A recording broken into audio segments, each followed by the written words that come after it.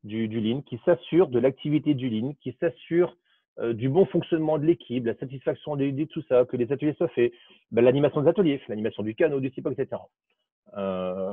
C'est quelque chose qu'on avait évoqué avec Sébastien et Karim, je pense, quand j'avais été faire l'atelier canot. C'est quelque chose qui pourrait être une vraie chose, une vraie opportunité, c'est justement de mettre en place des pseudo-antennes, en tout cas, mais des lean management et des lean managers pour justement mettre en place ces ateliers-là. Donc voilà, donc ça augmente le sentiment de la contribution, l'impact sur l'activité et l'amélioration continue. Alors, on a Kautar, Laurent, qui Voilà. nous demande si Tout à à fait. Lille, on utilise… Laurent, tu m'entends? Ouais, vas-y. Non, Voilà. il Vas-y. y a Kautar qui demande si les équipes de Lille utilisent ces outils pour la gestion des problèmes, par exemple. Est-ce que vous avez des agents en ligne pour ancrer ces pratiques et accompagner les équipes? Parce qu'elle a pu constater qu'apparemment, c'est très Ah. facile de perdre les pratiques. Bah, alors, on va comme tu le donnes. Moi, je parlais de lean manager ou d'agent lean. Effectivement, moi, j'ai aussi connu, on appelait ça les agents lean. Alors, les agents lean, je vais me donner moi le rôle de cet agent lean où j'essaye que ces bonnes pratiques perdurent et restent.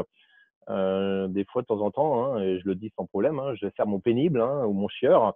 Mais voilà, de temps en temps, je viens, de temps en temps, pas assez souvent, et j'en ai bien conscience, je suis d'accord, beaucoup pourront le dire. Je ne suis pas assez présent au daily meeting, mais j'essaie de participer à un maximum de daily meeting des équipes pour aussi, à un moment donné, des fois, il faut un peu aussi rétablir les choses. C'est de suivre ça.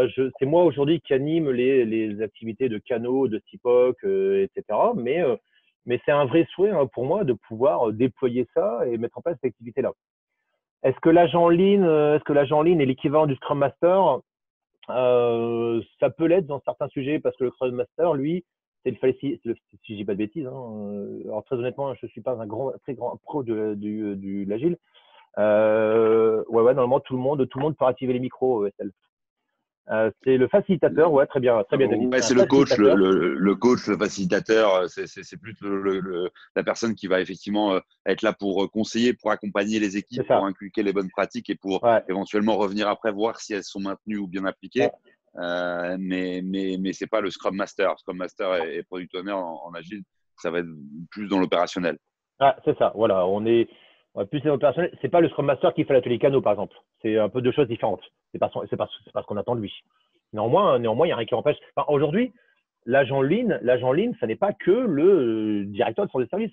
L'agent lean, ça peut être le chef de projet, ça peut être un. Moi, j'ai connu, parce que quand je parle beaucoup de lean dans une ancienne vie, j'ai connu des agents lean. C'était un développeur. Le développeur d'une équipe était nommé l'agent lean et c'était lui qui était le garant de la bonne tenue du daily meeting, qui était le garant de la bonne tenue du suivi des gaspillages, de la bonne tenue du management visuel, etc.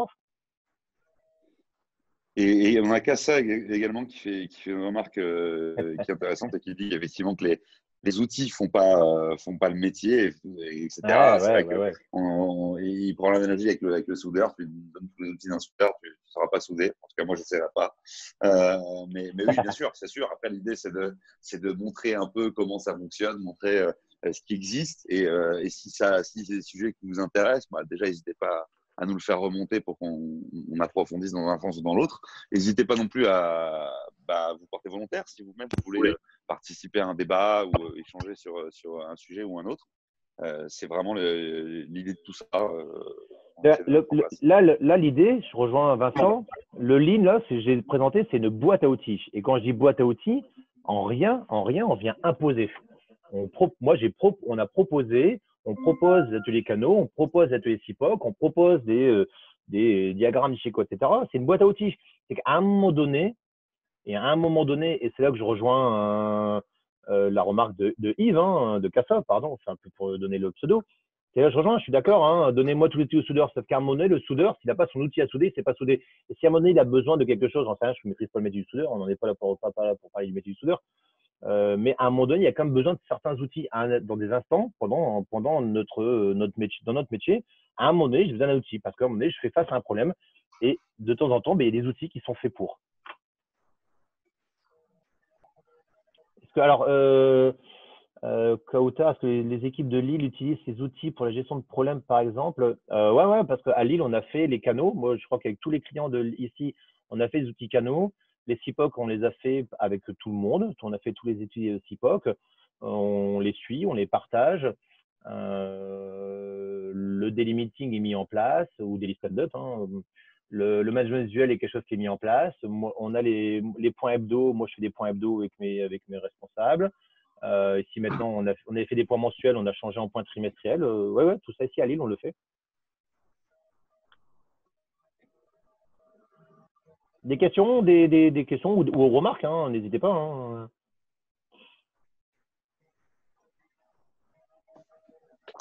Bonjour, ouais, c'est Paul, moi. J'avais juste une remarque. Là, moi, j'étais en mission là, depuis un certain temps chez Thales. Donc, j'ai bien connu la gestion, notamment dans les entrepôts, etc. Où là, le lean vient de l'industrie, comme vous avez pu le dire au tout début, là, via Toyota, etc. Et là, c'est marrant parce que c'est la première fois que j'entends une présentation sur le lean côté IT. Et donc, merci parce que je connaissais pas cette vision-là côté IT. Mais côté industrie, c'est vraiment marquant le lean quand il est mis en place, notamment quand on se rend compte, vous parliez de déplacement, quand il y a une personne qui prend un colis, qui va à l'autre bout de l'entrepôt pour faire de la qualité, puis qui revient à son endroit pour l'emballer. On est vraiment sur de la mauvaise utilisation de déplacement, la mauvaise utilisation de l'utilisateur. Et là, le lean a vraiment une dimension où on comprend vraiment ce que ça améliore. C'est la productivité. Hein. Alors après, le lean vient améliorer la productivité. Et effectivement, dans l'industrie, on est en plein dedans. Mais dans notre métier à nous, on parle aussi de productivité. Je pense que tous les jours, on parle de productivité. Où est-ce qu'on en est? Comment est-ce que je vais rendre mon projet à temps? Est-ce que je vais rester dans les délais, dans la qualité? Tout à l'heure, on parlait de délai, coût, qualité. Tout ça, derrière, c'est quoi? C'est de la productivité. Donc, je suis d'accord avec toi. Effectivement, la base du lean vient de l'industrie. La preuve, c'était bien Toyota qui était, bien avant, hein, mais c'est bien Toyota qui était le plus gros phénomène, on va dire, du lean. Et aujourd'hui, c'est complètement ancré dans notre métier. Ouais, c'est vraiment. Merci beaucoup. C'est la première fois que. C'est un plaisir. Ouais. Mais pourtant, je suis coach agile et tout, donc côté agile, ça va, mais j'avais jamais entendu parler de cette notion de lean en IT, donc merci. De rien, c'est un plaisir. Laurent et Daniel, de parler de question. Tu parles donc de lean et on comprend que ça peut intervenir au niveau d'un projet, ça peut être mis en place pour un projet, ça peut être mis en place au niveau d'une organisation. Oui. Justement, par rapport à l'agilité, on peut retrouver dans l'agilité ce qu'on appelle des scrums de scrum. À savoir qu'il va y avoir des scrums qui vont être sur des silos projets ou sur des streams projets. Et il y aura des scrums de scrum qui viendront chapeauter un peu tout ça. Est-ce qu'on retrouve la même idée avec ces lean managers? Ouais, j'ai connu ça. Alors ça, j'ai connu dans ma précédente vie. J'ai connu des agents lean avec je ne sais plus quel nom ça avait été donné, mais qui était effectivement le responsable. Alors en fait, ce responsable des agents lean, lui est plus là pour faire la synthèse de l'ensemble des projets, pour à un moment donné se dire, OK, le lean, c'est quelque chose qui est complètement ancré et qu'on veut sur tous les projets, tous les sujets, que ce soit projet, TMA, etc. On fait du lean, on fait du suivi. Les agents lean ont des équipes et des sujets à suivre. Au-dessus, il y a quelqu'un qui va venir, qui va tout synthétiser pour se dire, OK, où est-ce que j'ai les alertes, où est-ce que j'ai des points. J'ai quelqu'un qui va faire la synthèse de l'ensemble des agents lean. Après, il faut vraiment qu'il y ait une masse importante de projets, équipes, centres de services, TMA qui soient suivis, si tu veux, par des agents lean. Ouais, oui, c'est l'agile à l'échelle, on appelle ça. Oui, c'est l'agile à scale. Voilà, le principe d'être un safe, etc. Et oui, c'est dans les organisations comme chez notre très gros clients, comme chez Orange ou d'autres, qui effectivement ont, comme dit Laurent, un gros volume d'équipes et de projets. Ouais. Et ça devient intéressant de les suivre aussi de manière agile. Ça existe aussi. Okay. Ouais. Merci Laurent. De rien. Tiens, j'ai une question, vous m'entendez? Ah, vas-y. Bien sûr. Ouais.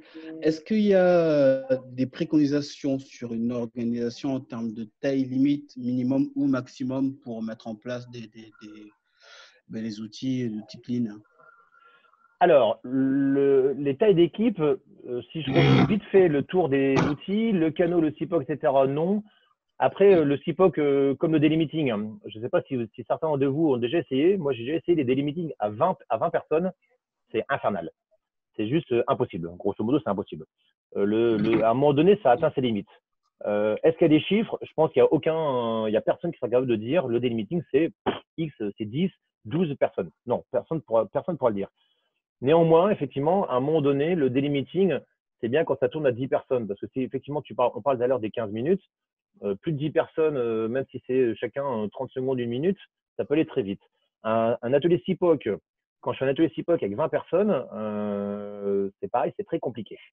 Donc, la taille limite, je pense que ça va être à toi, en tant que manager, de te dire, OK, je fais un atelier, je fais cet atelier, je vais le limiter aux personnes qui sont les plus influentes, les plus directes, celles qui, pour toi, vont avoir le plus de voix, de paroles, si tu veux, pour te dire, OK, ben, je vais pas prendre les 20 personnes de mon équipe au complet, mais je vais juste en sélectionner entre 5 et 10, parce que je sais que les 5-10, eux, vont parler, ils vont dire les choses. Ok, et il y avait une précision de Qatar aussi qui parlait de la notion de ceinture, effectivement, de belt, les black, green, yellow, etc., qui permettent de définir les différentes échelles auxquelles ils interviennent, c'est ça? Je sais pas si Kautar veut préciser. Oui, vous m'entendez? Ouais, Ouais. Oui, en fait, de ce que j'avais compris, il y avait cette notion de green, yellow, etc., qui, en fait, c'est un niveau d'expérience. Et du coup, par exemple, un black belt en ligne est capable de mettre en place une organisation en ligne sur une grande échelle, par exemple. Ah oui, Ok. ça. Ok, ouais, c'est bien ça. Ok, en fait, c'est le quelqu'un qui a la ceinture noire. Automatiquement, c'est celui qui a l'expérience et qui maîtrise ça, quoi. Oui. On revient, si je dis pas de bêtises, ça revient à une maîtrise de compétences, quoi. En grosso modo, la ceinture noire, c'est l'expérimenté, etc., etc. C'est ça, Kautar? Oui, c'est ça. C'était Ah plus ouais, tout à fait, ouais. justement la Tout à question fait. de Daniel. Alors, par exemple, tout à l'heure, j'en avais pas parlé. On parlait des équipes, de nos équipes, notre gestion des équipes et de l'humain. Si vous voyez sur l'écran, on a à droite de chaque prénom, on va avoir les petits smileys. On va voir ce qu'on appelle le mood ou l'humeur. Après, au daily meeting, c'est quelque chose qui est pas fait, qui est pas fait vraiment, qui est pas très répandu. Mais quand quelqu'un a fini de parler, il donne son humeur. Je suis vert, je suis orange, je suis rouge. Il est vert parce que tout se passe bien, il est heureux, ça se passe bien, son projet se passe bien, etc. Il est orange, j'ai des problèmes, je suis bloqué, mais ça va. Je suis rouge. Alors, je suis rouge, ce que j'ai souvent tendance à dire, je suis rouge pas parce que le PSG a battu le LOSC hier, mais je suis rouge parce que je suis bloqué, parce que j'y arrive pas, ou parce que mon client il vient de me téléphoner, il vient de m'engueuler, etc. Le rouge doit soulever une action du manager. Quand quelqu'un est rouge, il faut faire attention à ce que ça ne parte pas en live dans le daily, parce que quand quelqu'un est rouge, en général, c'est là que ça s'éternise, que la personne va rien expliquer. Quand quelqu'un est rouge, c'est une action du manager. Et l'humeur, elle est aussi super importante parce que c'est là qu'on va aussi mesurer, on parlait tout à l'heure, c'est là qu'on va mesurer la motivation, l'application, le bien-être de personnes. Je refaisais une aparté que j'avais passé. Eh si personne d'autre n'a de questions, en tout cas, il nous reste à vous remercier. En tout cas, c'était vraiment sympa. Merci à tous d'être là. On est quasiment. Bravo, merci Laurent. Merci Laurent. De rien. Merci à tous. On est encore 60 pendant tout le long. 57. Pour activer les micros, on peut parler. Vous pouvez activer le micro, vous pouvez parler. Merci à tous en tout cas d'avoir été présents. Ça me fait énormément plaisir. Ça me fait super plaisir. 60 personnes pour cette première. Merci.